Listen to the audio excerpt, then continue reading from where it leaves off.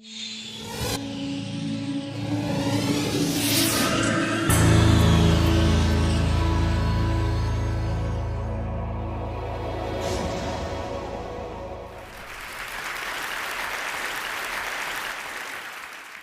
most massive tsunami, perfect storm is bearing down upon us. This perfect storm is mounting a grim reality, increasingly grim reality, and we are facing that reality with the full belief that we can solve our problems with technology, and that's very understandable. Now, this perfect storm that we are facing is the result of our rising population, rising towards 10 billion people, land that is turning to desert, and of course, climate change. Now, there's no question about it at all. We will only solve the problem of replacing fossil fuels with technology. But fossil fuels, carbon, coal, and gas, are by no means the only thing that is causing climate change. Desertification is a fancy word for land that is turning to desert.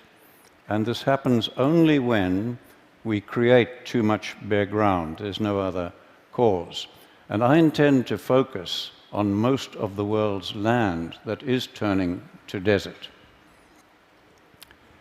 But I have for you a very simple message that offers more hope than you can imagine. We have environments where humidity is guaranteed throughout the year. On those, it is almost impossible to create vast areas of bare ground, no matter what you do. Nature covers it up so quickly.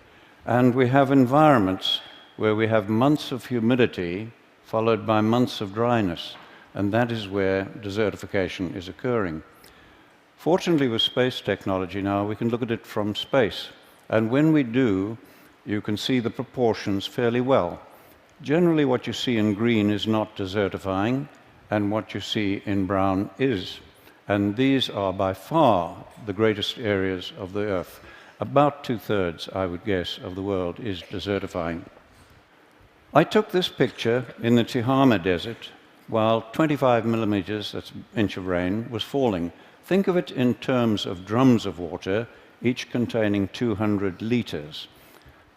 Over 1,000 drums of water fell on every hectare of that land that day. The next day, the land looked like this.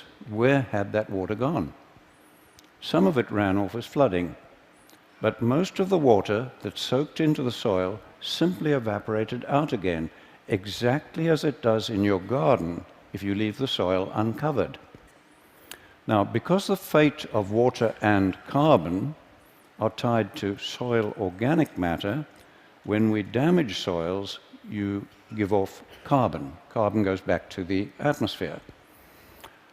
Now, you are told over and over, repeatedly, that desertification is only occurring in arid and semi-arid areas of the world, and that tall grasslands like this one, in high rainfall, are of no consequence.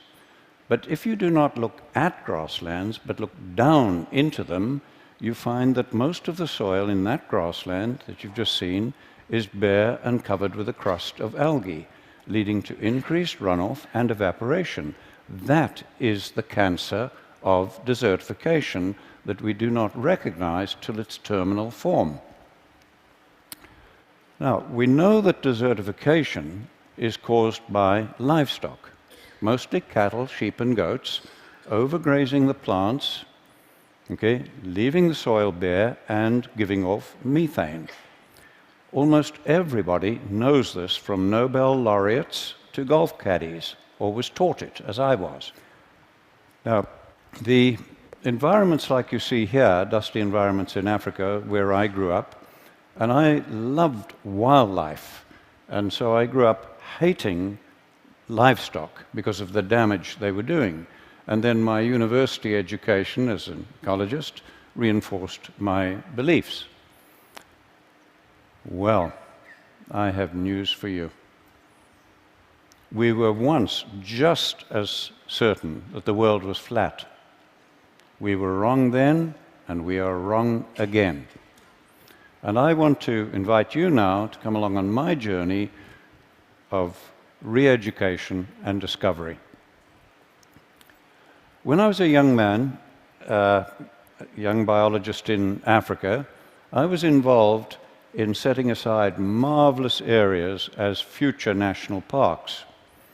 Now, no sooner, this was in the 1950s, and no sooner did we remove the hunting, drum-beating people to protect the animals, then the land began to deteriorate, as you see in this park that we formed.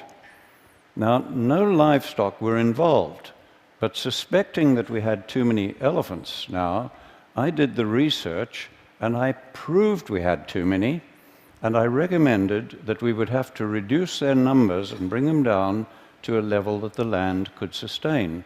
Now, that was a terrible decision for me to have to make, and it was political dynamite, frankly.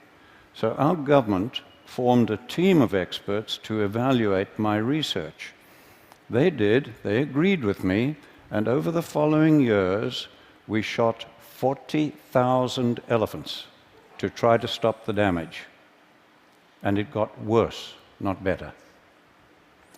Loving elephants as I do, that was the saddest and greatest blunder of my life, and I will carry that to my grave. One good thing did come out of it. It made me absolutely determined to devote my life to finding solutions. When I came to the United States, I got a shock to find national parks like this one desertifying as badly as anything in Africa. And there'd been no livestock on this land for over 70 years. And I found that American scientists had no explanation for this except that it is arid and natural. So I then began looking at all the research plots I could over the whole of the western United States where cattle had been removed to prove that it would stop desertification. But I found the opposite. As we see on this research station, where this grassland that was green in 1961, by 2002, had changed to that situation. And the authors of the position paper on climate change, from which I obtained these pictures, attribute this change to unknown processes. Clearly, we have never understood what is causing desertification, which has destroyed many civilizations and now threatens us globally.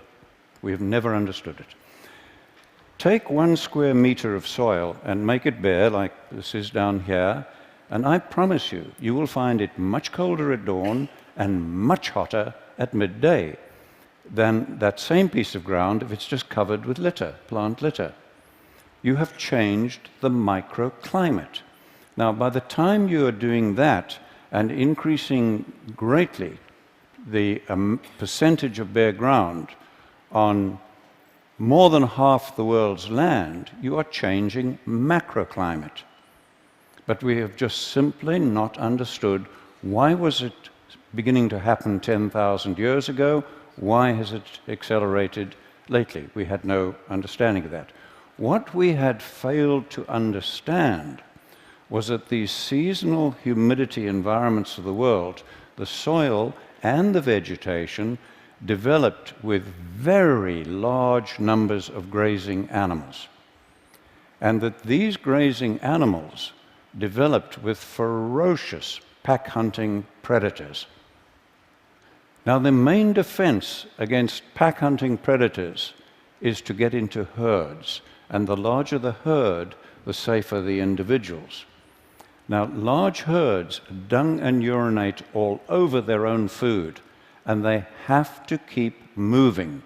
And it was that movement that prevented the overgrazing of plants, while the periodic trampling ensured good cover of the soil, as we see where a herd has passed.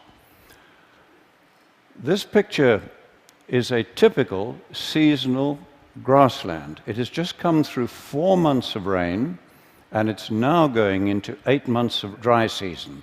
And watch the change as it goes into this long dry season. Now, all of that grass you see above ground has to decay biologically before the next growing season. And if it doesn't, the grassland and the soil begin to die. Now, if it does not decay biologically, it shifts to oxidation, which is a very slow process, and this smothers and kills grasses, leading to a shift to woody vegetation and bare soil releasing carbon. To prevent that, we have traditionally used fire. But fire also leaves the soil bare, releasing carbon. And worse than that, burning 1 hectare of grassland gives off more and more damaging pollutants than 6,000 cars. And we are burning in Africa every single year more than 1 billion hectares of grasslands, and almost nobody is talking about it. We justify the burning as scientists because it does remove the dead material and it allows the plants to grow. Now, looking at this grassland of ours that has gone dry, what could we do to keep that healthy? And bear in mind, I'm talking of most of the world's land now. Okay? We cannot reduce animal numbers to rest it more without causing desertification and climate change. We cannot burn it without causing desertification and climate change. What are we going to do?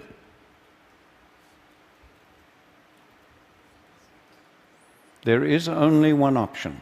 I repeat to you, only one option left to climatologists and scientists, and that is to do the unthinkable and to use livestock, bunched and moving, as a proxy for former herds and predators and mimic nature. There is no other alternative left to mankind. So let's do that. So on this bit of grassland, we'll do it, but just in the foreground. We'll impact it very heavily with cattle to mimic nature, and we've done so, and look at that. All of that grass is now covering the soil as dung, urine, and litter or mulch, as every one of the gardeners amongst you would understand, and that soil is ready to absorb and hold the rain, to store carbon, and to break down methane. And we did that without using fire to damage the soil, and the plants are free to grow. When I first realized that we had no option as scientists but to use much vilified livestock to address climate change and desertification, okay, I was faced with a real dilemma. How were we to do it? We'd had 10,000 years of extremely knowledgeable pastoralists bunching and moving their animals, but they had created the great man-made deserts of the world. Then we'd had 100 years of modern range science, and that had accelerated desertification, as we first discovered in Africa and then confirmed in the United States, and as you see in this picture of land managed by the federal government. Clearly more was needed than bunching and moving the animals, and humans, over thousands of years, had never been able to deal with nature's complexity. But we biologists and ecologists had never tackled anything as complex as this. So rather than reinvent the wheel, I began studying other professions to see if anybody had. And I found there were planning techniques that I could take and adapt to our biological need, and from those I developed what we call holistic management and planned grazing, a planning process. And that does address all of nature's complexity and our social, environmental, economic complexity. Today, we have young women like this one teaching villagers in Africa how to put their animals together into larger herds, plan their grazing to mimic nature, and where we have them hold their animals overnight, we run them in a predator-friendly manner, because we have a lot of lions and so on, and where they do this and hold them overnight to prepare the crop fields, we're getting very great increases in crop yield as well. Let's look at some results. This is land close to land that we manage in Zimbabwe. It has just come through 4 months of very good rains, it got that year, and it's going into the long dry season. But as you can see, all of that rain, almost all of it, has evaporated from the soil surface. Their river is dry despite the rain just having ended, okay? And we have 150,000 people on almost permanent food aid. Now let's go to our land nearby on the same day with the same rainfall and look at that. Our river is flowing and healthy and clean, it's fine. The production of grass, shrubs, trees, wildlife, everything is now more productive, and we have virtually no fear of dry years. And we did that by increasing the cattle and goats 400%, planning the grazing to mimic nature and integrate them with all the elephants, buffalo, giraffe, and other animals that we have. But before we began, our land looked like that. This site was bare and eroding for over 30 years, regardless of what rain we got. Okay? Watch the marked tree and see the change as we use livestock to mimic nature. This was another site where it had been bare and eroding, and at the base of the marked small tree, we had lost over 30 centimeters of soil, okay? And again, watch the change just using livestock to mimic nature. And there are fallen trees in that now because these are now, the better land is now attracting elephants, etc. This land in Mexico was in terrible condition, and I've had to mark the hill because the change is so profound.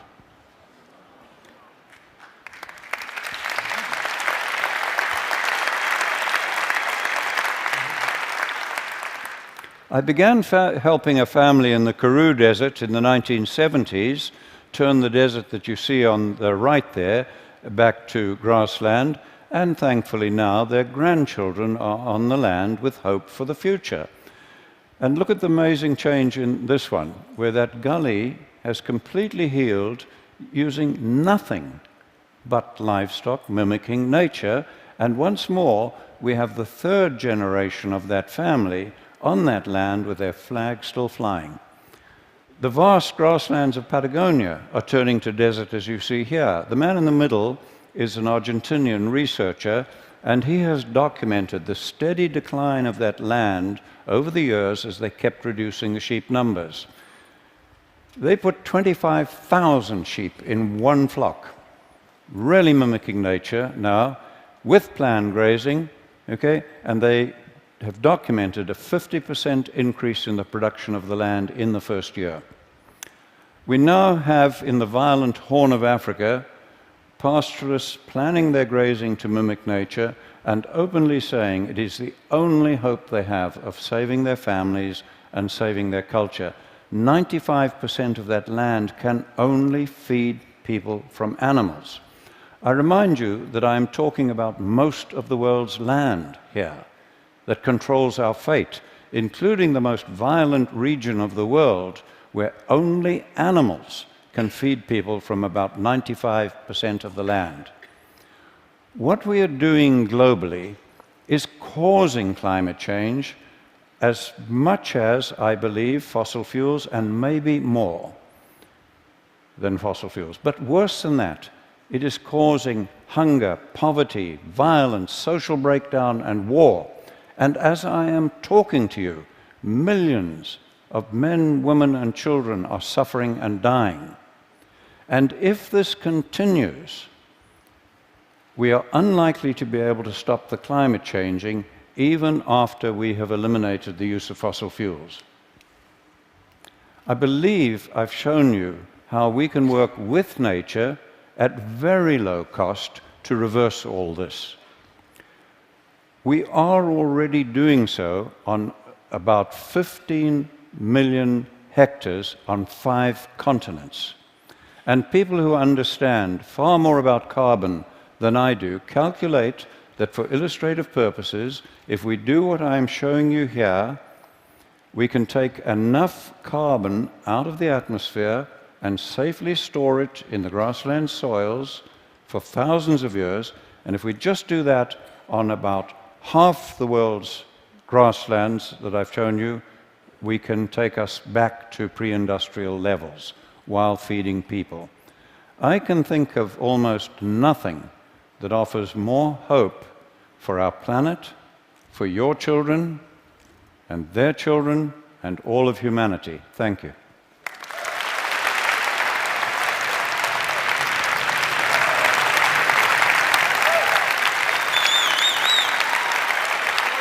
Thank you. Well,